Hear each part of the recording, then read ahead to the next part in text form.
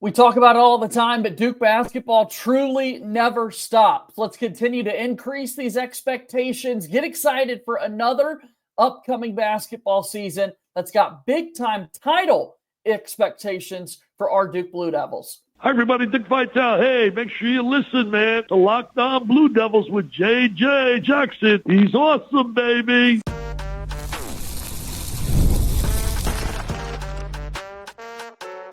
You are Locked On Blue Devils, your daily podcast on the Duke Blue Devils. Part of the Locked On Podcast Network, your team every day. Hello, everybody. Welcome into another episode of the Locked On Blue Devils podcast. My name is JJ Jackson. Thanks so much for being here with us today on Monday, August 25th, 2025. Locked On Blue Devils is your one-stop shop where we discuss everything going on inside the life of Duke athletics. On today's show, I want to talk about the Duke basketball team getting ready for the upcoming season. Cam Boozer set to lead the way for this squad, who is destined to win a title this year. Let's make it happen, as the expectations are always sky high at a program like Duke.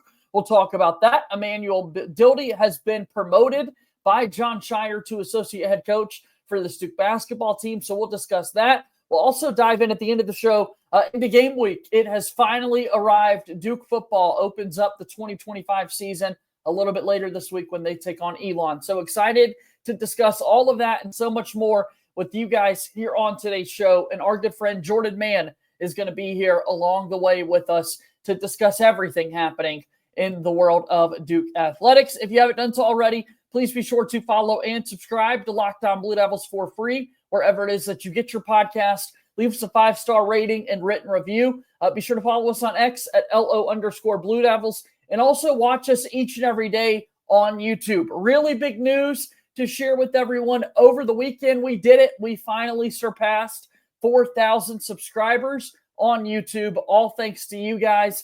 Really appreciate the family that we've built here within the Locked On Blue Devils world and want to continue chasing those big milestones. So 4,000, I'm so grateful for you guys each and every day supporting the show and the work that we do. And here on the program with us is someone who's been there from the very beginning, before this thing was even on YouTube, when it was just a podcast itself. Jordan Mann, kind enough to be back with us once again. The show keeps climbing, man, and you're one of the big reasons why, Jordan. Dude, congrats on your success, man. It's awesome. I'm always happy to be on here as one of the guests. And 4,000 subscribers, dude, that's awesome. And so let's get to 10. Everybody that's not subscribed, get to 10,000. JJ deserves it, so shout out to you. And big shout out to you as well, Jordan. We've talked about it, but joining the Sleepers Media family for the basketball season. So really excited to see the coverage that you'll have there. JMan_ on YouTube, the Big J and Little J show with our guy Connor O'Neill from Devils Illustrated. A lot in the fire for you and a lot of conversations around the Duke basketball team, man. Each and every year, the expectation is to go out there and to win a national title. That hasn't changed going into this season.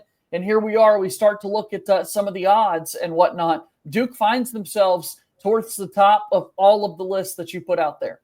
Yeah, I mean, look, Duke in Sleepers Media, we came out with a poll of, they asked us to do our Final Four preview. And, you know, in the end of July or early August, I had Duke beating, I think it was Purdue in the national championship game. And obviously it's homerism there for sure. Like I will not deny those allegations, but if all the pieces of the puzzle are put in correctly at the right time, then yeah, I think Duke can make it back to the Final Four and win national championship with this roster. With that being said, though, I made that as a preseason preview back, you know, in the off season, right, there's question marks that need to be answered, right? Like there's just roles that need to be solidified. Guys that were good last year take another step. And so I say that, and I made that, you know, I believe that deep down Duke will develop that way. And so I see why the preseason hype is the way it is. But at the end of the day, the boys got to play. And that's why we love this game of basketball, so we can watch it in person.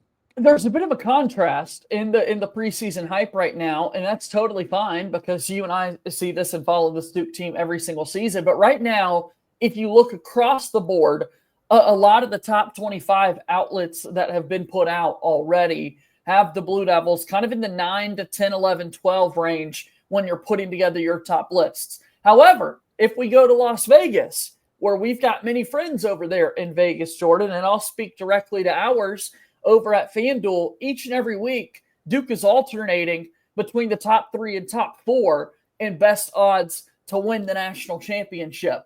I found that kind of split really interesting, man, that there's some kind of pocket of the media and basketball observers right now who don't see Duke as a Final Four, so to speak, in that top four. But then you look at the betting odds in Las Vegas, and there you find Duke right there at the top.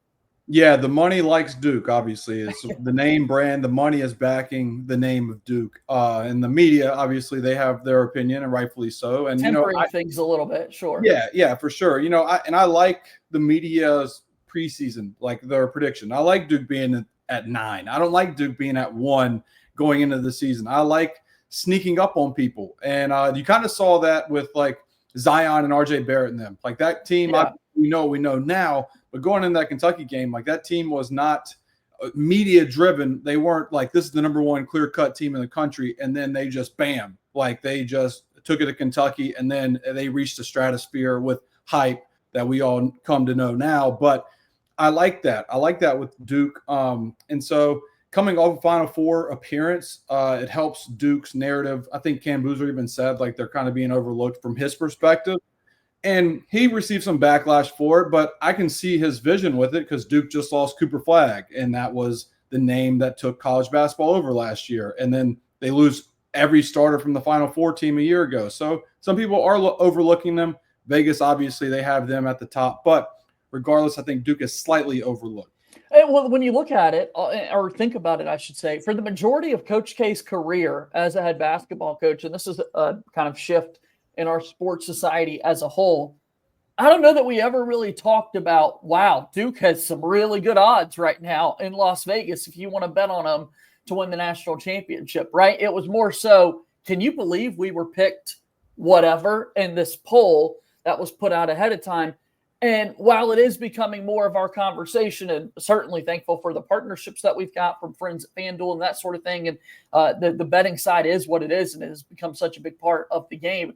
I guess inside that locker room, to your point, they still are aware of the poll and the number that's next to their name. And it's not as much a conversation as it shouldn't be that, hey, in the betting world, we're up there towards the top.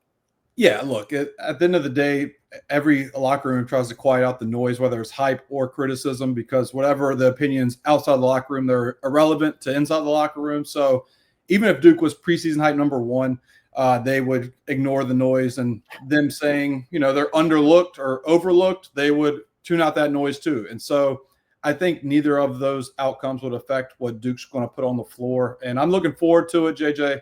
I know we're talking here in August as football season has just kicked off week 0, but I do think this Duke basketball team, obviously and biasly, is going to be very good this year. All right, so let's talk about the news with Duke basketball here today. Big-time update for the Blue Devils from the coaching staff as Emanuel Dildy has been promoted to associate head coach. I think that's massive and a great call by head coach Jon Scheyer. We'll get into the latest with that here in just a moment. Locked On Blue Devils here today is brought to you by our friends over at Rugiet. Rugiet Ready is our new sponsor. Guys, you've probably heard of Viagra or Cialis. Maybe you've even tried them. But if you're looking for something beyond the usual pill, it's now time to meet Rugiet Ready. Rugiet Ready is the next-gen prescription treatment designed to amplify arousal in the brain and boost blood flow. Unlike the usual pills that could take hours, Rugiet's 3-in-1 formula dissolves under your tongue and kicks in fast, on average in 15 minutes. Effects can last up to 36 hours, so you can stay confident and control when the moment is right. If traditional options haven't worked for you, Rugiet might be the answer. Over 150,000 men have already made the switch. Head to Rugiet.com/LockedOnCollege and use code LockedOnCollege to get 15% off today. That's Rugiet.com/LockedOnCollege, RUGIET.com/LockedOnCollege, and use promo code LockedOnCollege for 15% off. Individual results may vary with prescription treatment. Compounded drugs are permitted to be prescribed under federal law, but are not FDA approved and do not undergo FDA safety, effectiveness, or manufacturing review. Please visit the Rugiet website for full safety information. Rugiet Ready is a proud sponsor of Locked On Blue Devils. Locked On listeners as well, I want to let you know about our Locked On survey. We've got an important request. Locked On wants to hear from you. We put together a survey to learn more about our listeners and make your favorite podcast even better. This is your chance to tell us what you like, what you don't like, and also answer questions about our advertising. Go to lockedonpodcast.com/survey to get started. Everyone who completes a survey will be entered for a chance to win one of 10 $100 Amazon gift cards. Again, that's lockedonpodcast.com/survey, and you can also find the link in our show notes. Thanks for helping us out. Locked On Blue Devils is a part of the Locked On Podcast Network. Yes, my guy J-Man is here talking about Duke basketball, talking about Emanuel Dildy now being promoted to associate head coach. 2 full seasons on staff for Duke, and now Jon Scheyer makes the call to have him be an associate head coach. We saw Jay Lucas as an associate head coach this past season, alongside Coach Chris Carrawell, who's been an associate head coach for Duke for a number of years. Jay Lucas off to Miami, and now Dildy, who we've got a photo of him on the screen here, if you're watching on YouTube, is an associate head coach. What do you think, J-Man? Yeah, look, he deserves it. Coach Dildy's done a great job at Duke, and he stepped in the role nicely when Jay Lucas left to be the defensive coordinator in unprecedented times. Like, we'll never really see that type of basically problem that Duke had to deal with a defensive coordinator leaving during the season to be a head coach and, trying to balance everything work-wise. And obviously this is well-deserved for Coach Dildy doing what he did last year with Duke, especially like what I said with Jay Lucas leaving. And I'm excited to see him take over full responsibilities as the defensive coordinator with Jon Scheyer and continue this defense that Duke's done such a good job the last couple of years. I expect this defense not to have a fall off in what they can do on that side of the ball. And so with Dildy running things with them, it's high praise and well-deserved. Joe Tipton from On3 called Emanuel Dildy one of the top assistants in all of college basketball, and that's what a lot of people are now discussing as well with this news, that it's a well-earned promotion and that sort of thing. I just love that, hey, you're a part of the brotherhood. You work on Jon Scheyer's staff. You work under Coach K. Immediately, you're regarded as one of the best in the nations, man. You get a little bit of a bump. Yeah, it's the Duke effect for sure. It's like when a 4-star commits in basketball, he's a 5-star within a month. And then flip it with Duke football. If it's a 4-star committing, he's a 3-star in a month. So there's a Duke effect for both sides of sports with football and basketball. But Dildy, rightfully so, he deserves that praise, all jokes aside, that he is one of the top guys in college basketball. And when you're at a program like Duke, a blue blood, you're going to get that recognition and that label that you are one of the best in college basketball. A statement from Jon Scheyer, quote, "I've had the privilege of working alongside Emanuel the past 2 seasons, and his impact on our program has been tremendous. He's an elite recruiter, a detailed teacher of the game, and someone whose tireless work ethic sets the tone for our staff and players. Emanuel's leadership, energy, and passion embody what Duke basketball is all about, and I'm excited to elevate him into a well-deserved role as associate head coach." So big-time recognition and honor for Emanuel Dildy. And I think this also reflects back on Jon Scheyer and making the move. You could call it a gamble in some ways, to go outside the brotherhood and make hires like this, to not go down the long kind of Rolodex of former assistants or former players within Duke, to bring another outsider in, and it's working. Yeah, it's working. And look, there's really no rhyme or reason for who you hire, right? But it's worked for Coach Scheyer to keep hiring outside the brotherhood. I know he actually brought in, he brought in Tyler Thornton as well, a former brotherhood guy. So it works both ways. So here's the Coach Scheyer continuing his success of hiring these elite assistant coaches, and hopefully Duke can hold on to Coach Dildy a little bit longer than they did with Jay Lucas. And so that's not, that's a good problem for Duke to have. I know Coach Dildy is probably itching to be a head coach somewhere one day, but hopefully, the timing's right for both parties to where Duke will be in a good spot once that inevitably happens. Dildy is now 44 years of age, so relatively young in the coaching industry. By the way, we missed Coach Scheyer's birthday yesterday with it being Sunday, so no episode release. So happy belated to Coach Jon Scheyer, who's now 38 years old as the head coach of Duke basketball. Young staff, you hear 44, and in everyday life, you're advanced in what you're doing and that sort of thing. But these coaches, that they want to hold on to that job for quite some time. So still a level of youth with this Duke coaching staff. Tyler Thornton on the younger end of things. Evan Brads is 31 years old, the newest assistant coach hire for Duke that's from the outside. So, yeah.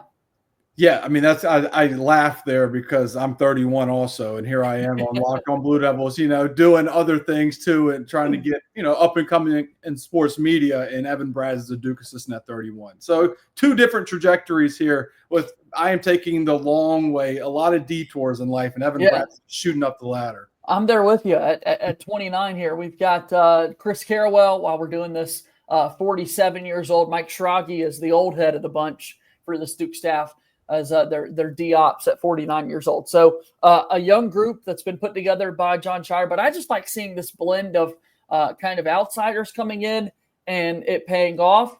I got to be honest, though, Jordan, if it wasn't working, I'm sure I would be just as adamant about we got to keep this with the Duke family. Because I, for one, also, when assistant jobs come open, just immediately want to find who's the next guy with Duke ties to get this plugged in, because we just love the family so hard, man. Yeah, I mean, look, we saw Hubert Davis did that at UNC. Everybody that he hired was a UNC former player, basically, or was a former player, because he let Steve Robinson go to Arizona, who's now retired. But Steve Robinson was a long-time head assistant with Roy Williams, and he was told to go elsewhere because Hubert Davis wanted the Carolina blood to be on the staff. And, it's worked one year, it didn't work another. It worked one year and it didn't work another. And so who knows if that's the right decision, right? But that's just the preference of coaches, and Jon Scheyer has more of an open mind to the game of basketball, and you saw that with Evan Brads this offseason, and then he'll bring in Tyler Thornton. So I think it meshes well, like you said, bringing inside and outside blood together and mesh perfectly.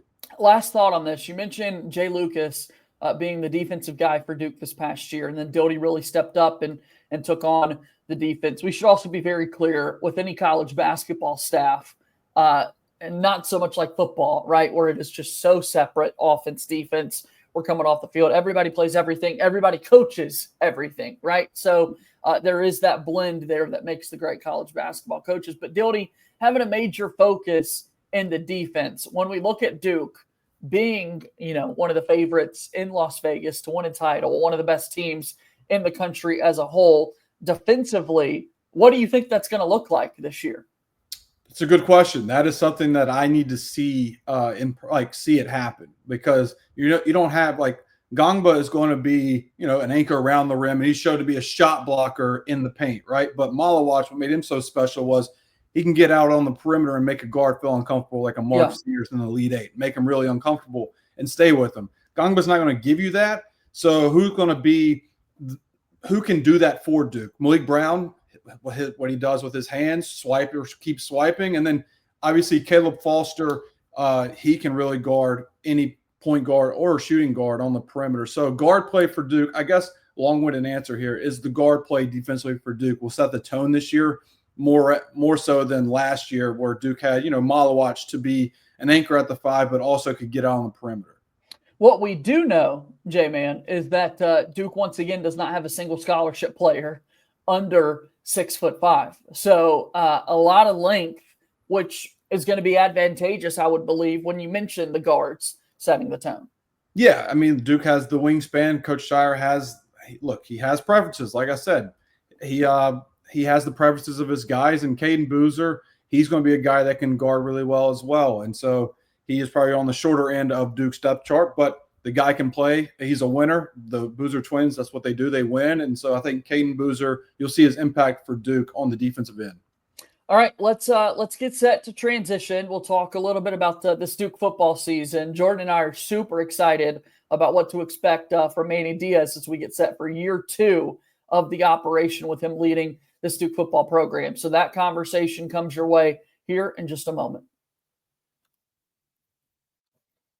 Locked On Blue Devils today is brought to you by our friends over at FanDuel. Yes, that's right. FanDuel is America's #1 sports book, and a part of what we're doing here at Locked On. August 26th, that's tomorrow, is officially FanDuel Futures Day, a brand new holiday for football fans who live for bold predictions and preseason hunches. For just 24 hours, FanDuel is giving you deals on NFL season predictions. So whether you're calling your MVP, eyeing a long shot division winner, or ready to crown your Super Bowl champion before week 1 even kicks off, this is your moment. Take a flyer on the MVP race, crown your Super Bowl champion in August.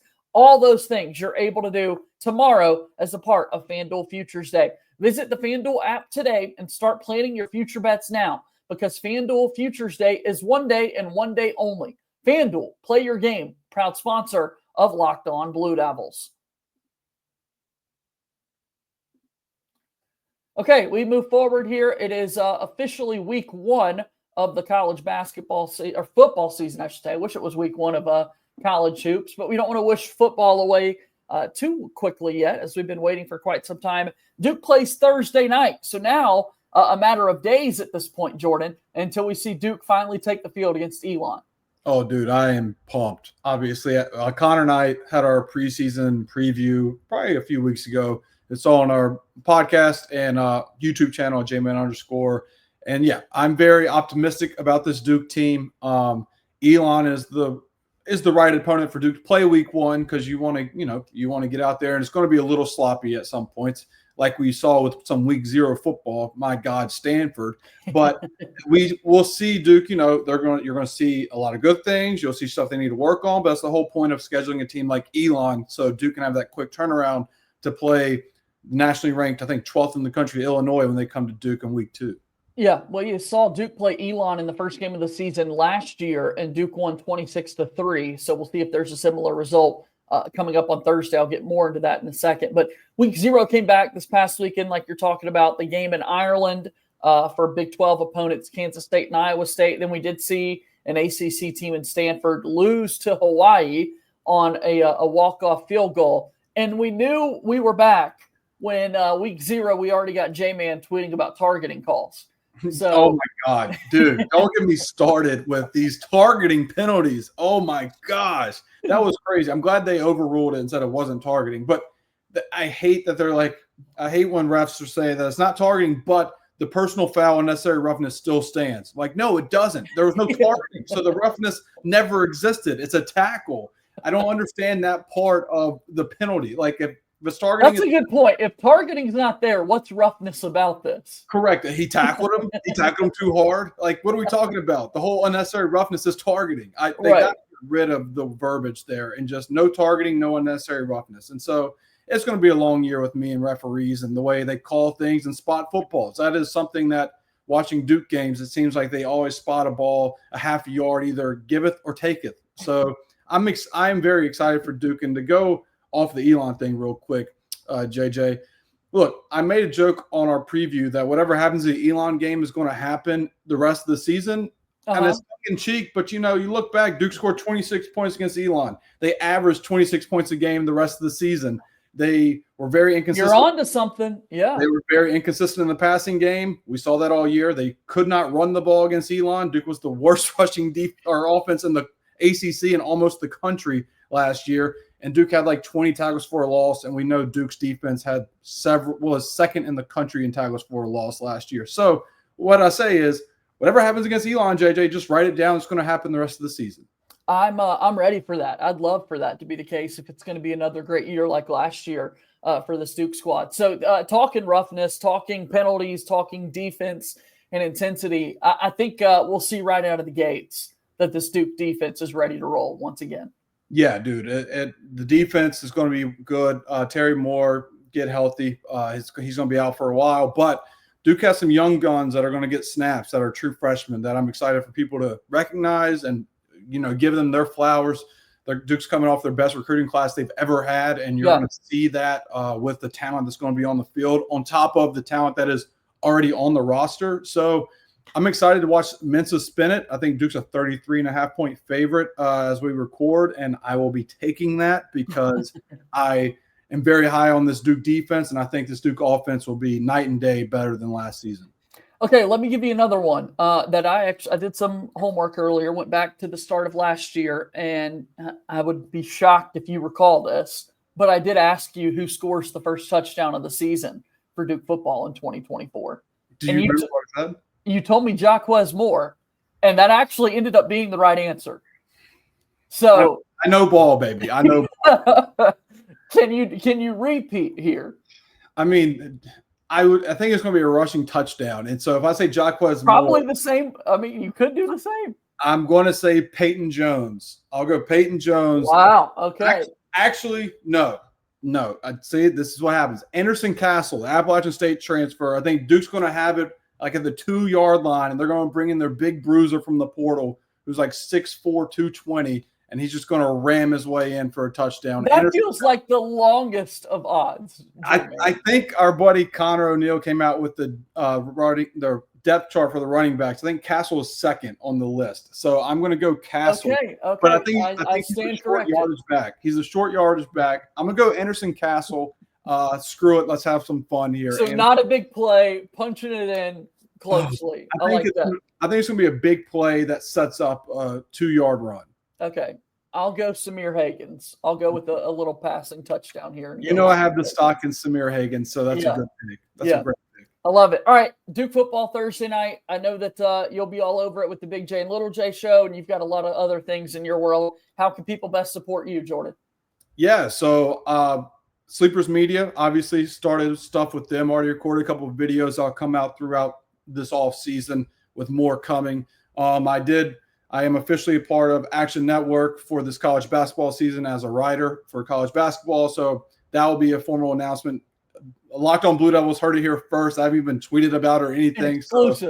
Exclusive. I'll be helping working with Action Network this year as a college basketball writer. And then Big J, Little J show, YouTube, JMan _ where I'll have more Duke stuff when I can get around to it. A lot of moving parts, JJ. I'll be traveling kind of the East Coast a little bit, watching some college basketball teams practice to really get informed, going to UVA, watching the Cavaliers practice, going to Louisville, watching Louisville practice. And who knows, maybe I'll be in Durham. Who knows? But we will see. Come Thursday, what handle do people need to check out for the Duke football world? Oh, for the Duke football world, you can still do J-Man's takes and also at Duke FB fans _. So I'm going back and forth. I'll tweet a little bit more football on my main channel. Just, I really want to push Duke football as well. But Duke FB fans is where you'll see the in moment type of composure or lack thereof that I will be having. Good to see you, pal. We'll do it again next week. Okay.